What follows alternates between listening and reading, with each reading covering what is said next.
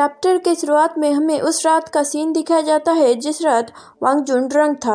लिनमो वांग जुन को पूछ रहा होता है कि क्या तुम्हें अच्छा लग रहा है, और फिर वो वांग जुन के बॉडी को टच करते हुए कहता है, मैंने 5 साल पहले गिव अप कर दिया था क्योंकि मैंने सोचा था हम दोनों फिर कभी भी नहीं मिलेंगे, और जब मैं तुमसे दोबारा मिला तो मैं खुद को तुम्हारी ओर अट्रैक्ट होने से नहीं रोक पाया, और तुम्हारे आसपास बहुत सारी लड़कियां हैं जिसे मैं देख के अनोइंग फील करता हूँ, और मैं चाहता हूँ कि तुम सिर्फ मुझे देखो और किसी को नहीं। वांग जुन कांपते हुए मौन कर रहा होता है। लिनमो कहता है, मैं नहीं चाहता कि तुम सिर्फ मुझे एक छोटे भाई की तरह ट्रीट करो, मैं चाहता हूँ कि तुम मुझे वैसे ट्रीट करो जैसे तुम अपने डेट को करते हो। वांग जुन लेटे हुए इन सारी बातों को याद कर रहा होता है और अपने मन में सोचता है, काम की वजह से मैंने बहुत टाइम से किसी को डेट नहीं किया, शायद इस वजह से मैं खुद को कंट्रोल नहीं कर पाया। और फिर वांग जुन अपने फ़ोन को देख के सोचता है, मैं तुम्हें हट किए बिना तुम्हें अपने पास रखना चाहता हूँ, और तुम्हें मतलब लिनमो। और फिर वांग जुन अपने मन में सोचता है, ये सोचना कितना सेल्फिश है, क्या मैं सच में इतना सेल्फिश हो गया हूँ। ये सोचते हुए वांग जुन का फ़ोन उसके हाथ से नीचे गिर जाता है और सीधे जाके उसके चेहरे पे लगता है। वांग जुन कहता है दर्द हो रहा है, और फिर वो देखता है कि लिनमो को रिक्वेस्ट चली जाती है। वांग जुन कहता है, क्या रिक्वेस्ट वापस लेने में ज़्यादा देरी हो चुकी है। और फिर हमें वांग जुन का फ़ोन दिखाया जाता है जहाँ पे लिनमो ने उसके रिक्वेस्ट को एक्सेप्ट कर लिया होता है। और फिर वहाँ से सीन कट करके हमें एक गली का सीन दिखाया जाता है। हम वहाँ पे एक आदमी को देखते हैं जिसके हाथ पैर बंधे होते हैं और उसका मुंह बंद होता है। और फिर हम लिनमो को देखते हैं, वो उस आदमी के ऊपर अपना पैर रखता है और तभी उसका फ़ोन वाइब्रेट होता है।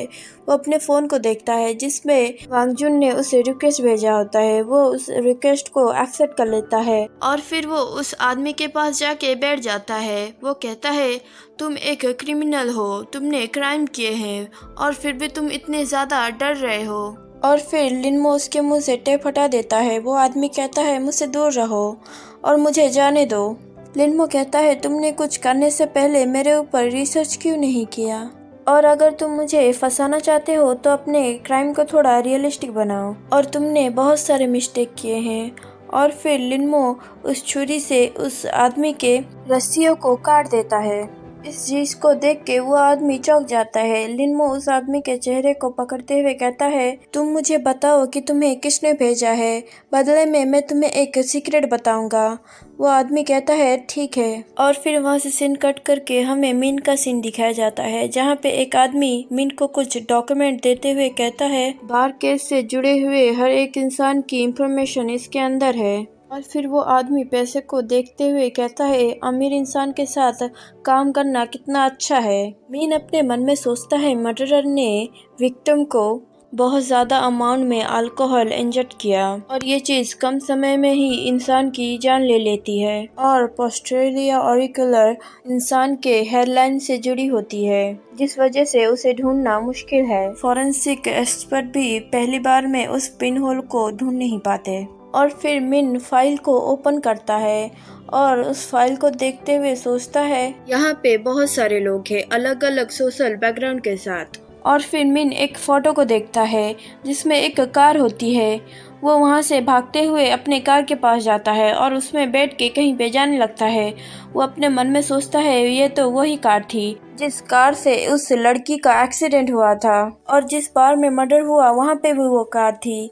क्या वो पहले से ही लिनमो को फॉलो कर रहा था? अगर पहले से ही उसका निशाना लिनमो था तो उसने इतने सारे लोगों को क्यों मारा? लोगों को मारने का आनंद लेना और किसी और को फंसाना, अगर ये वजह नहीं है तो इसकी वजह क्या हो सकती है? उस मर्डरर का रियल टारगेट क्या हो सकता है? अगर मैं उस कार के ओनर को ढूंढ लेता हूँ तो शायद मुझे अपना आंसर मिल जाएगा। और तभी साइड से एक गाड़ी आती है जिसे मिन देख के घबरा जाता है।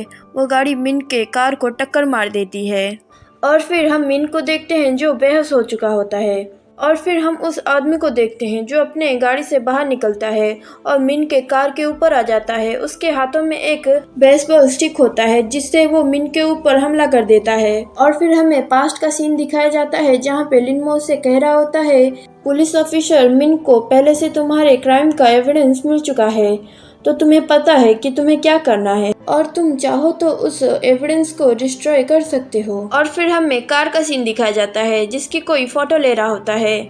हम उस आदमी को देखते हैं, वो और कोई नहीं लिनमो होता है। और फिर वहां से सीन कट करके हमें हॉस्पिटल का सीन दिखाया जाता है जहाँ पे वांगचुन कह रहा होता है ये कैसे हो सकता है, एक सस्पेक्ट एक पुलिस ऑफिसर को कैसे हर्ट कर सकता है, वो कितना बेशरम है, मैं इस बार उसे भागने नहीं दूंगा। और फिर वांगचुन लिनमो से कहता है तुम इस तरह से अकेले घूम नहीं सकते, ये खतरनाक हो सकता है। अब से तुम 24 घंटे मेरे साथ रहोगे और मैं तुम्हें प्रोटेक्ट करूंगा, समझे तुम।